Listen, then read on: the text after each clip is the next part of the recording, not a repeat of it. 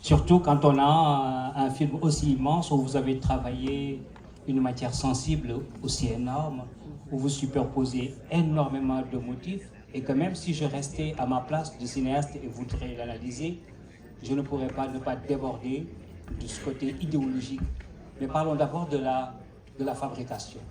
Comment tout ce film... C'était une énorme surprise parce que, et c'est vrai, je le confesse, le franc CFA, pour moi, à cette époque-là, c'était la Madeleine de Proust. Et ça me ramenait à ma grand-mère, à la maison,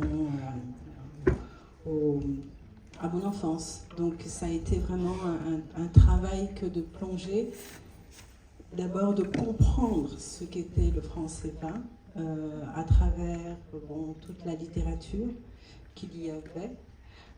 Ce que je dois dire quand même, c'est que quand je me mets à avoir ce désir de film autour du franc CFA, cette question n'était pas d'actualité, n'était pas centrale.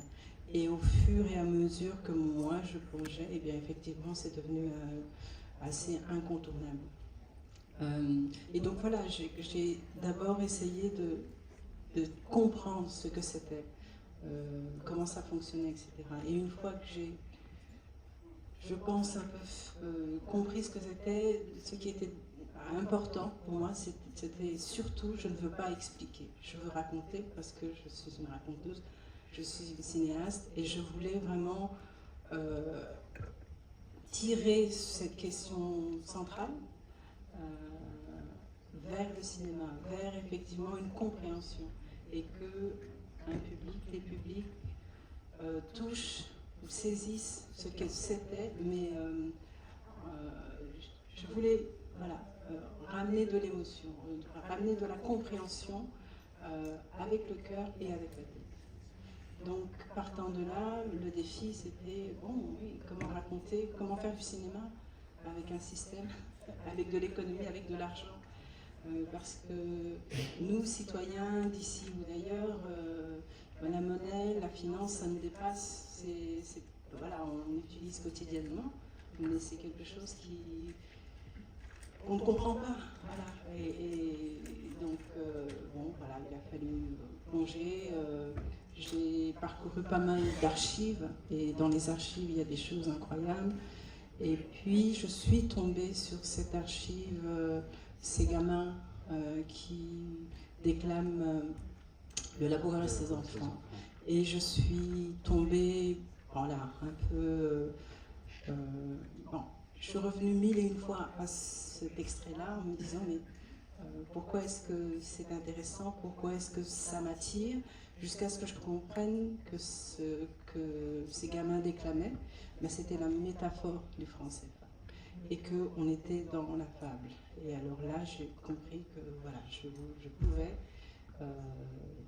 raconter au cinéma cette histoire du franc CFA en étant dans la fable, en étant dans la métaphore, et puis voilà, en tissant des liens entre l'intime, mon expérience de citoyenne, de gamine, etc. Et puis effectivement cette grande histoire, et de faire des allers-retours. Je ne sais pas si... Oui, mais oui, c'est assez clair. Tu restes à ta posture de thèse. Mais comment tu es sortie de tout ça? Comment est-ce que je suis sortie de... déjà heureuse des rencontres. Voilà. Et d'ailleurs, je veux saisir ce moment-là pour remercier tous ces personnages, parce que ce sont des personnages, ce sont qui ont accepté le jeu. Parce que je vous assure, quand vous mettez devant quelqu'un et que vous dites à cette personne, bon, je veux faire un film sur le franc CFA, beaucoup se demandent quel genre de film ça va être. Évidemment, en tant que cinéaste, quand on filme le réel, ça donne énormément de responsabilités, et vis-à-vis de ces personnages qui vraiment ont été dans la confiance. Ils ne sont pas là, à l'exception de Mansour VI, que j'ai vu, mais peut-être qu'il est déjà reparti. Ils n'étaient pas intrigués par Voilà. ton dispositif de comment tu filmes la parole. On va en tournage avec précisément une idée de comment est-ce que... Pour moi, dès le départ, il fallait que ce soit un film sensible. Et donc oui, je pense que beaucoup ont été déstabilisés quand j'ai posé ma caméra et qu'on a commencé à discuter et qu'ils se sont rendus compte qu'on était en conversation, que ce n'était pas un entretien, que ce n'était pas une tribune et qu'effectivement nous allons traverser ces histoires et cette matière ensemble. Et les échanges généralement ont duré minimum 2 à 3 heures. Donc c'était vraiment des plongées et des conversations. Encore une question, peut-être je vais prendre une ou deux questions dans la salle. C'est qu'on peut revenir sur cette dimension de conte, oui, mais aussi avec sa tonalité, presque tragique, je dirais, parce que cette matière que tu travailles, les archives, tout ça, ont goût, du coup, assez âpre, assez acre finalement. Est-ce que ce ressenti-là est assez juste là? Parce que j'ai comme quelque chose comme ça qui me prend à la gorge quand je sors de ce film. Bon, c'est une histoire pas facile, c'est voilà ce à travers quoi nous sommes passés collectivement.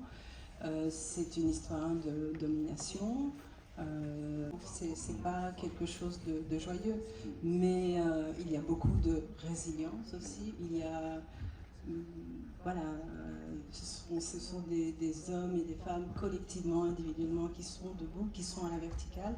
Et ça, même si effectivement c'est une histoire compliquée, tragique, etc., pour moi, c'était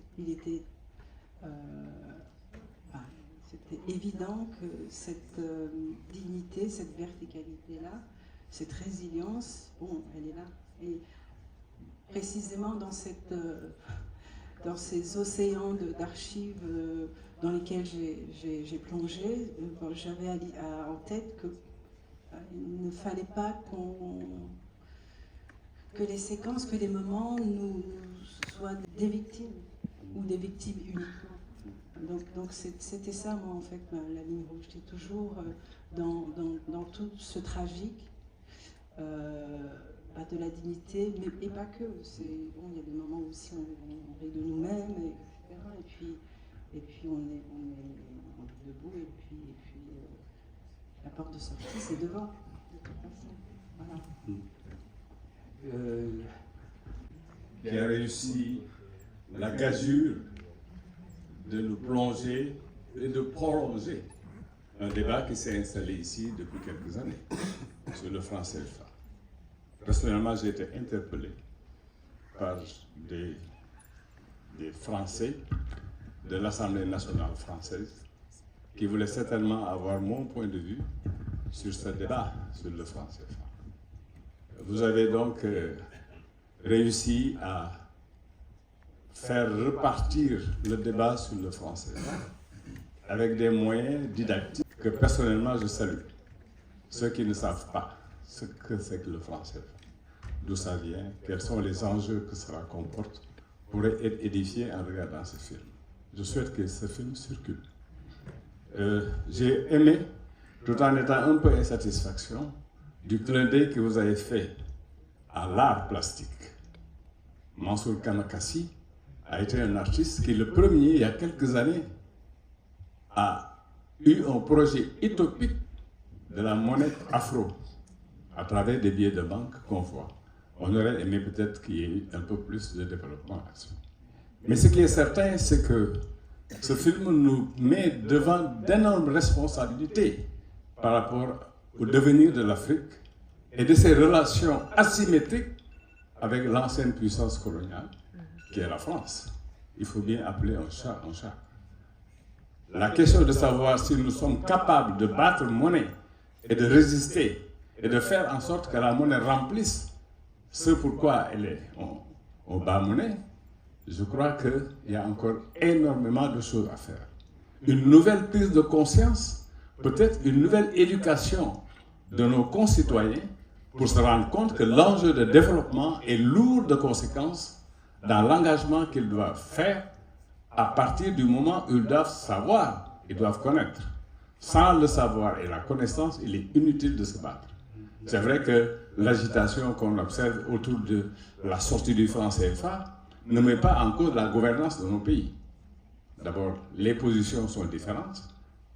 Ceux de la zone francophone et ceux de la zone anglophone, on a énormément de difficultés là-dessus.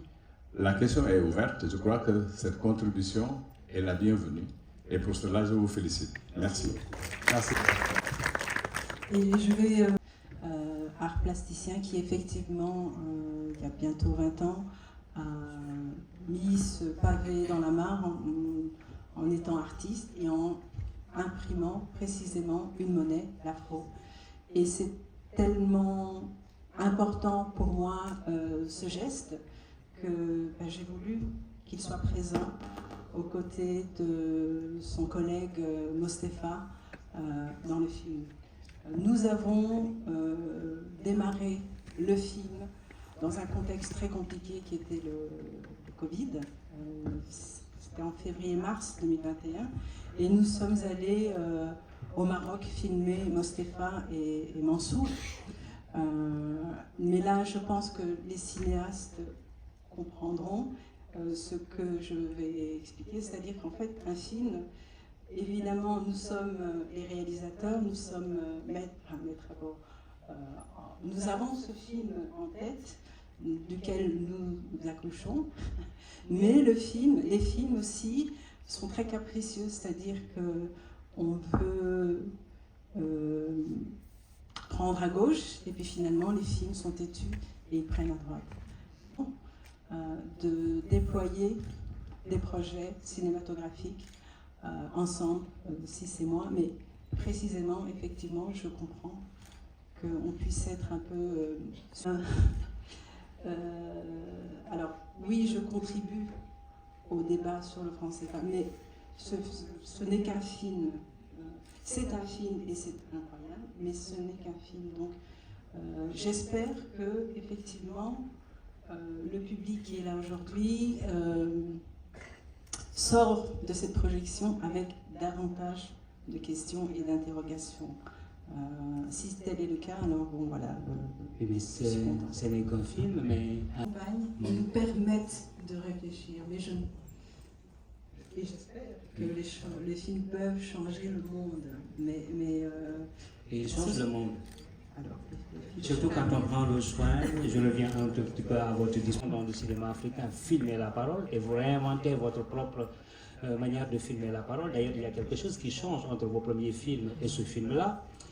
Donc, vous arrivez à un tournant peut-être dans votre cinéma. Donc, vous n'êtes pas insensible à faire en sorte que vos films changent quelque chose. Ben, j'espère, parce que voilà, c'est aussi le sens du cinéma.